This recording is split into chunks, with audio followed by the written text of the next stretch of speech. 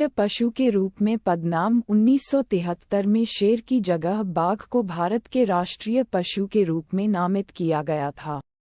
ये परिवर्तन बाघों की घटती आबादी को उजागर करने और इसके संरक्षण की आवश्यकता पर बल देने के लिए किया गया था।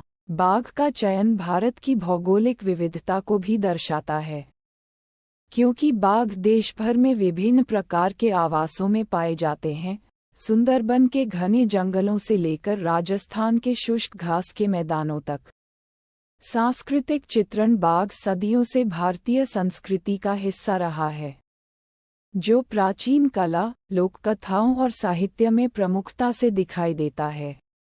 मंदिरों और प्राचीन संरचनाओं में अक्सर बाघों को दर्शाती मूर्तियां और नक्काशी होती है, जो भारतीय संस्कृति में उनके महत्व को रेखांकित करती हैं।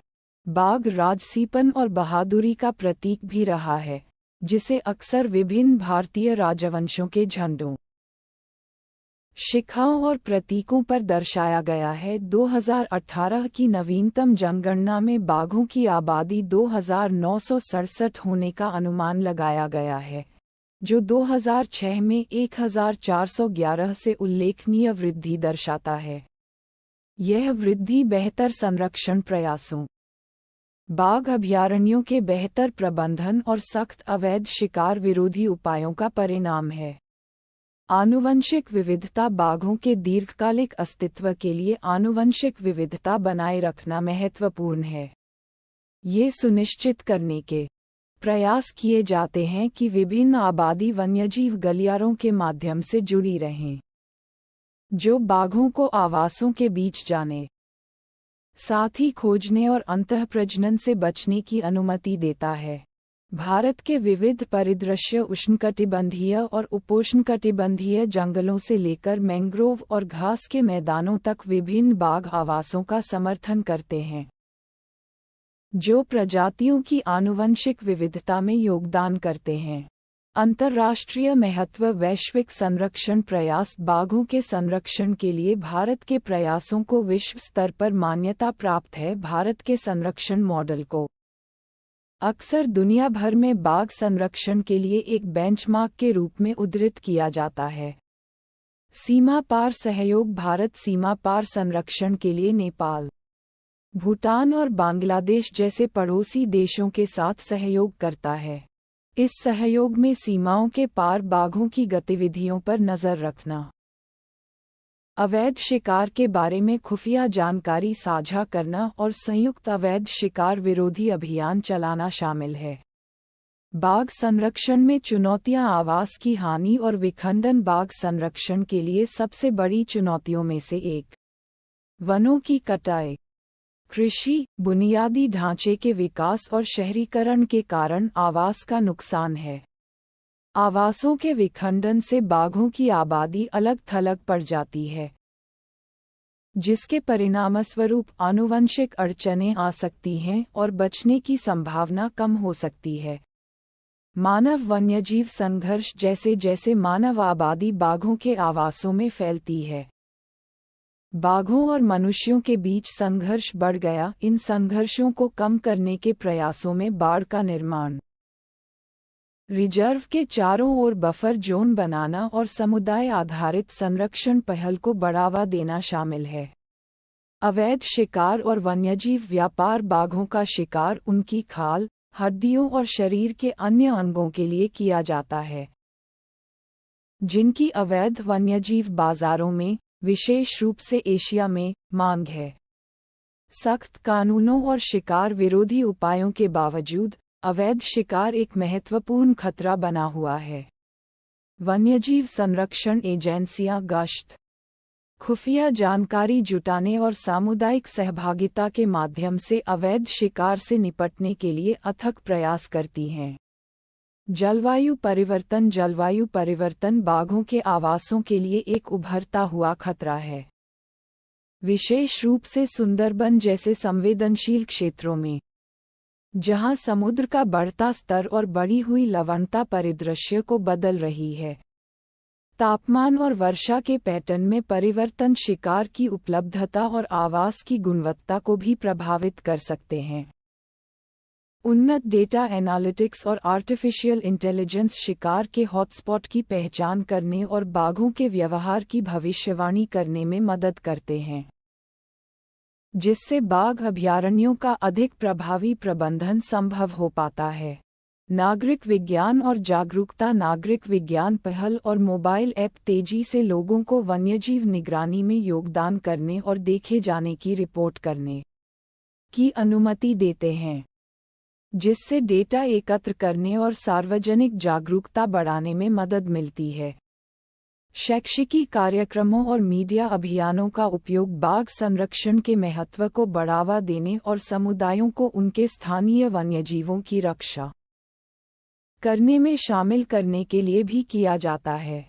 सामुदायिक भागीदारी और इकोटूरिज्म। सामुदायिक जुड़ाव बाघ संरक्षण कार्यक्रमों की सफलता के लिए संरक्षण प्रयासों में स्थानीय समुदायों को शामिल करना महत्वपूर्ण है। समुदाय आधारित पहल वन संसाधनों पर निर्भरता को कम करने, टिकाऊ प्रथाओं को बढ़ावा देने और मानव वन्यजीव संघर्ष को कम करने के लिए वैकल्पिक आजीविका प्रदान करती है। के राष्ट्रीय पशु के रूप में मान्यता प्राप्त बंगाल टाइगर देश के वन्यजीवों का प्रतीक है और शक्ति, शालीनता, चपलता और शक्ति का प्रतीक है। यहाँ बाघ और भारत में इसके महत्व के बारे में कुछ विस्तृत पहलू दिए गए हैं। बंगाल टाइगर बाघ की एक उप प्रजाति है जो मुख्य रूप से भारत में पाई जाती है, साथ ही बांग्लादेश, नेपाल, भूटान और म्यांमार में भी इसकी छोटी आबादी है। ये सबसे अधिक संख्या में पाई जाने वाली बाघ उप प्रजाति है, जिसमें संकीर्ण काली धारियों के साथ लाल नारंगी फर का एक विशिष्ट कोट होता है। बाघ सर्वोच्च शिकारी होते हैं, जिसका अर्थ है कि वे खाद्य श्रृंखला के शीर्ष पर बैठते हैं और शिकार की आबादी को नियंत्रित करके पारिस्थितिकी तंत्र के संतुलन को बनाए रखने में मदद करते हैं। ये बदले में जंगल के स्वास्थ्य और अन्य प्रजातियों की विविधता को विनियमित करने में मदद करता है। भारतीय पौराणिक कथाओं और लोक कथाओं में बाघों को पूजनीय माना जाता है और अक्सर देवताओं के साथ जोड़ा जाता है। बाघ को देवी दुर्गा का वाहन माना जाता है, जो शक्ति, इच्छाशक्ति और दृढ़ संकल्प का प्रतीक है। ये श्रद्धा भारत भर में विभिन्न कला रूपों, साहित्य और सांस्कृतिक प्रथाओं में स्पष्ट है। बाघ को भारतीय संस्कृति में बहादुरी, साहस और शक्ति के प्रतीक के रूप में देखा जाता है। यह वीरता और वीरता के गुणों को दर्शाता है और इसे विभिन्न प्रकार की अभिव्यक्ति में भी इस्तेमाल किया जाता है, जैसे कि राष्ट्रीय प्रतीक, खेल, शुभंकर और सांस्कृतिक रूपांकन। भारत सरकार द्वारा 1973 में शुरू किया गया प्रोजेक्ट टाइगर पहले और सबसे महत्वपूर्ण वन्यजीव संरक्षण प्रयासों में से एक था, जिसका उद्देश्य अवैध शिकार, आवास की हानि और अन्य खतरों के कारण बाघों को विलुप्त होने से बचाना था। ये परियोजना 9 बाघ अभयारण्यों के साथ शुरू हुई और तब से 50 से अधिक अभयारण्यों तक विस्तारित हो गई है, जो भारत के कुल क्षेत्रफल का लगभग 2.2% है। प्रोजेक्ट टाइगर की शुरुआत के बाद से भारत में बाघों की आबादी में काफी वृद्धि हुई है। 2018 की जनगणना के अनुसार भारत में दुनिया के लगभग 70% जंगली बाघ हैं, जिनमें अनुमानित 2,967 व्यक्ति हैं, जो संरक्षण के लिए देश की प्रतिबद्धता का प्रमाण है। संरक्षण पहलों में संघर्षों को कम करने और स्थायी सह अस्तित्व सुनिश्चित करने के लिए आवास बहाली, अवैध शिकार विरोधी उपायों और सामुदायिक सहभागिता पर ध्यान केंद्रित किया जाता है। वन्यजीव संरक्षण अधिनियम 1972। यह अधिनियम भारत में बाघों सहित वन्यजीवों को व्यापक सुरक्षा प्रदान करता है।